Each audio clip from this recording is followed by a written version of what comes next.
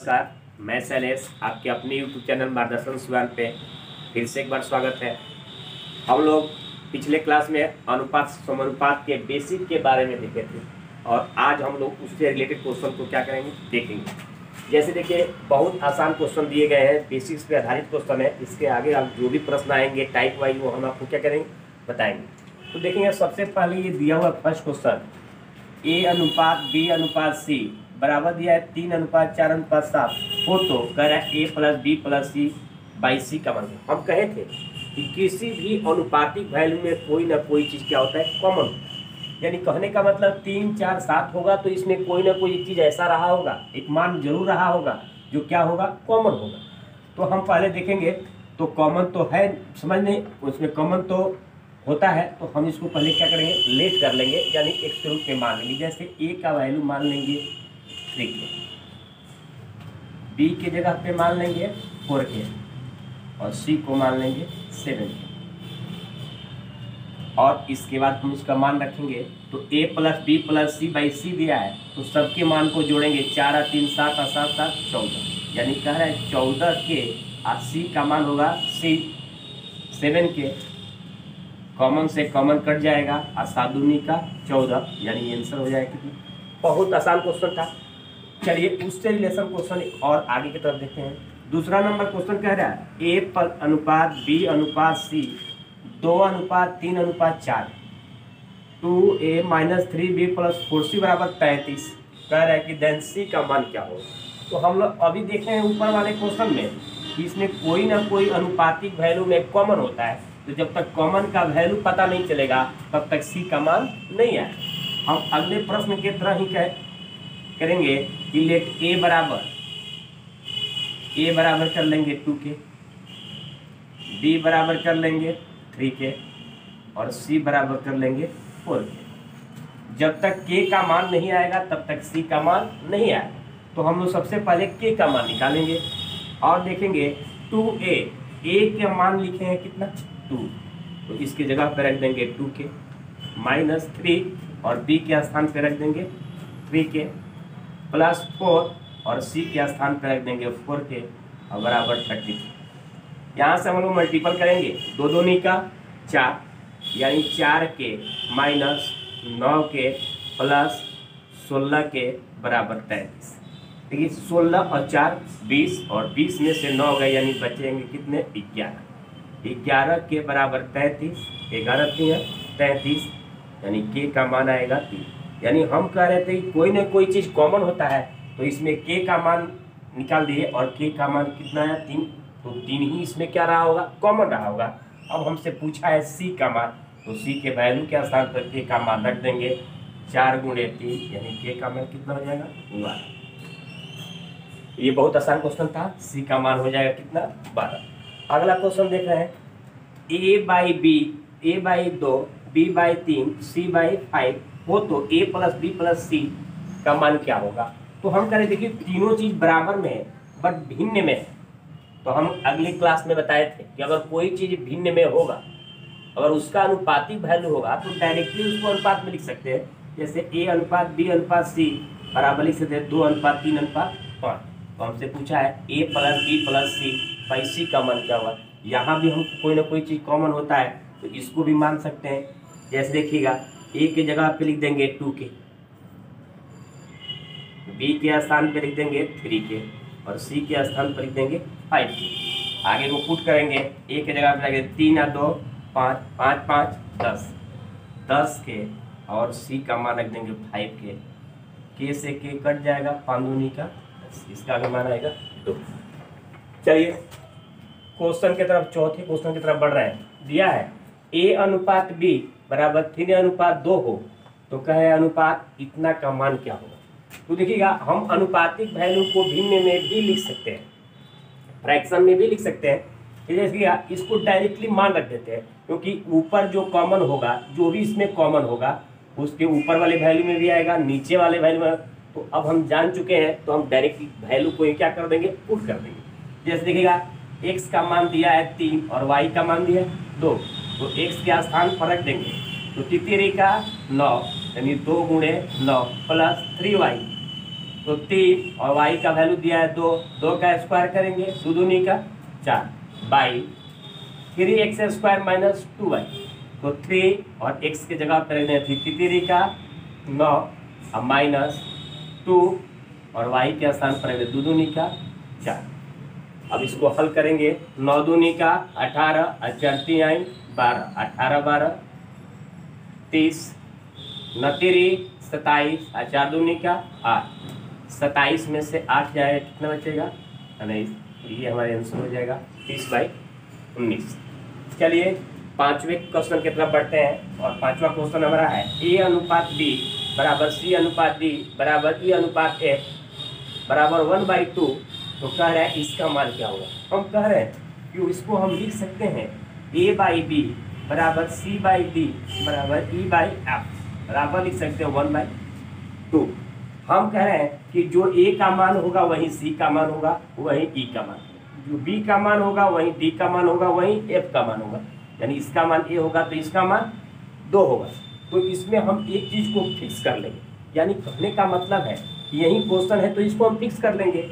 और फिक्स करेंगे तो देखें क्या करेंगे, 3A को एक रखेंगे और A C के स्थान पर भी क्या करेंगे कि C के स्थान पर भी लिखेंगे A और E के स्थान पर भी लिखेंगे A, F के स्थान पर भी लिखेंगे B और D के स्थान पर भी लिखेंगे B। तो हम लिखेंगे प्लस 5A प्लस 7/7A। नीचे B को फिक्स कर लेते हैं तो लिखेंगे 3B प्लस D, तो D के स्थान पर भी क्या लिखेंगे B, तो इसको भी कर देंगे 5B प्लस F के स्थान पर भी क्या लिखेंगे B, तो इसको लिख देंगे 7B। तो ये देख रहे हैं कि इसमें कुछ कॉमन आ रहा है, ऊपर सब में A कॉमन है, नीचे सब में B कॉमन है और वैल्यू सबको जोड़ देंगे। तो ये 7 और 5 12 3 15, ऊपर भी 15 नीचे भी 15 कट जाएगा, आ जाएगा A/B और A/B का मान यहाँ ऑलरेडी दिया है 1/2, तो इसका भी मान हो जाएगा 1/2, आंसर हो जाएगा 1/2। तो चलिए अगले क्वेश्चन को देखते हैं। चलिए तो अगला क्वेश्चन फिर हम लोग देखते हैं। देखिए आपके सामने 3 क्वेश्चन और नजर आ रहे हैं। दिया गया है 2 स्टेशनों के बीच की प्रथम और द्वितीय श्रेणी का किराया 4:1 के अनुपात में है।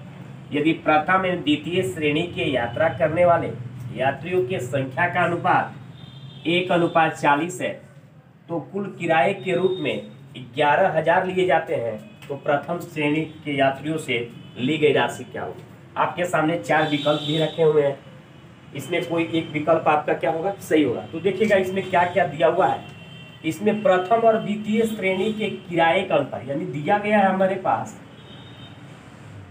किराया का क्या दिया गया है, अनुपात दिया गया। अनुपात दिया गया है 4:1 और यहाँ पे यात्रियों की संख्या दिया गया है और यात्रियों की संख्या का अनुपात है 1:40, यानी संख्या का अनुपात दिया गया है 1:40। कह रहा है टोटल किराए के रूप में लिए जा रहे हैं कितने रुपये, 11,000 लिए जाते हैं। तो प्रथम श्रेणी वाले को कितने पैसे लिए गए हैं, तो हम कह रहे हैं कि किराया को संख्या में गुणा कर देंगे तो उससे हमको टोटल एक आदमी का जितना किराया होगा टोटल आदमी गुणा कर देंगे, टोटल किराया आ जाएगा प्रथम और द्वितीय का। तो देखिए कि डायरेक्टली अनुपातिक वैल्यू से भी निकाल सकते हैं। तो देखिए 4 को 1 में गुणा करेंगे, 4 एकम 4, ऐसे भी कर सकते हैं या हम इसको x मान कर भी निकाल सकते हैं। तो देखिएगा कर सकते हैं 4 एकम 4 और इससे गुणा करेंगे तो 40 एकम 40, यानी कह रहा है कि कुल किराए का जो हुआ, कुल किराया जो हुआ अनुपात आया है 4:40। टोटल रुपये लिए गए हैं कितने, 11,000। तो कभी भी फिक्स वैल्यू को ऊपर, अनुपातिक वैल्यू कहाँ लिखते हैं, नीचे, यानी 11,000 की तुलना करते हैं 40 से 4 44 से। निकालना किसका है, फर्स्ट का, तो फर्स्ट का निकालना है, यानी किसका निकालना है, कह रहा है कि प्रथम श्रेणी की यात्रियों से ली गई राशि कितनी होगी। तो प्रथम यात्रियों से ली गई यानी किसका से गुणा करेंगे, 4 से। तो ये हमारा होगा प्रथम श्रेणी का। काट लेंगे, देखिएगा 11 चौक 44, 11 से 11 कटेगा, कितना हो जाएगा 1000, यानी टोटल जो रुपया लिया गया होगा। तो ये हमारे विकल्प में कौन सा है, 3 नंबर। तो देखिएगा इसमें जो भी दिया हुआ था किराया गुणा संख्या था। अगले क्वेश्चन की तरफ बढ़ रहे हैं, देखिएगा उसी से ये भी क्वेश्चन आसान ही है। 3 लड़कों की औसत आयु 15 वर्ष है, यदि उनकी आयु का अनुपात दिया हुआ। तो देखिएगा 3 लड़के हैं, 3 लड़के हैं, तो 3 लड़के हैं जिनकी औसत आयु दी गई है कितने, 15 दी गई, जबकि इनका अनुपातिक वैल्यू दिया गया है। यानी मान लेते हैं कि A B C, यानी तीनों का अनुपातिक वैल्यू दिया गया 3, 5 और 7। तो कह रहा है कि बताए कि छोटे लड़के की आयु क्या होगी। तो हम कह रहे हैं कि जब तक कोई फिक्स वैल्यू ना आएगा तो अनुपातिक वैल्यू से तुलना नहीं कर पाएंगे। तो देखिएगा एक आदमी, औसत कभी भी एक आदमी के लिए होता है। एक आदमी का 15 है, 3 आदमी का निकालना है, तो करेंगे 15 गुणे 3, 15 गुणे 3, और टोटल ये 45 होगा। लेकिन चलिए देखिए 3 संख्याओं का औसत दिया है क्या, 15। तो हम इनका पहले योगफल निकालेंगे, यानी 3 गुणे 15, यानी 15 गुणे 3, यानी तीनों का योगफल होगा 45, और तीनों का अनुपातिक वैल्यू कभी कहाँ लिखते हैं, नीचे। 7 और 5 12, 12 3 15, टोटल की तुलना, टोटल से 15 से 15 कट गया। ए का निकालना है तो गुणा किससे करेंगे, 3 से, तितिरी का 9।